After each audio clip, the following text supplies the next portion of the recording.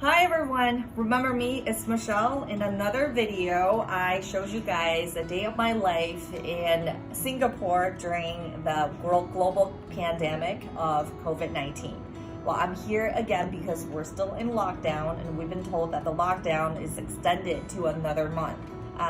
What can we do during this time then, making sure that we're all, everything is taken care of, but at the same time staying sane? What better way then to actually read a book or two to know about what's happening without exposing ourselves to the danger of COVID-19 virus?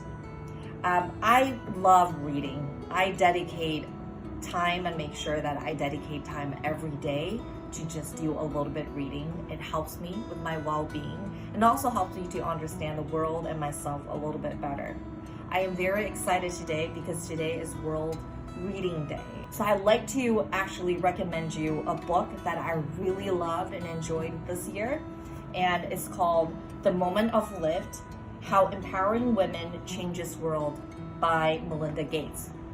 This book was published in 2019 and was written by Melinda Gates. As you know, she is the co-chair of Bill and Melinda Gates Foundation.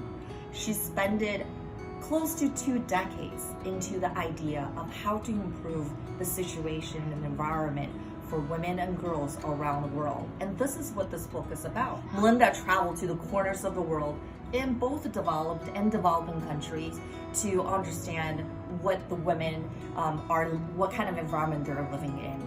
And it mentioned obviously a lot of inequalities, a lot of things that you can't really imagine about the things that the women and men are deprived, women and girls are deprived of choosing. For example, when to marry, whom to marry, when to get an education, or whether to get an education at all, whether they can go out to work or staying at home just taking care of their brothers and their husbands. There are a lot of things that's just more serious than the right to vote, the right to get educated, and the right to raise as their male counterparts. I don't want this book to be introduced as a very sad subject, because it definitely is not. Believe me that this book made me cry multiple times throughout chapters of a lot of very sad stories about individuals and how they're treated today. But at the same time, or actually toward the end of the book, I close this book with a big smile on my face, knowing that the situation have definitely improved over the past 2 decades, with a lot of people, with brave fighters, the individuals and the people who have resources dedicated and committed to improve the environment for women and men. And with facts and statistics, Melinda painted a really clear picture that in order to make this world a better place as a whole, it is so important to make sure that women and girls are treated equally.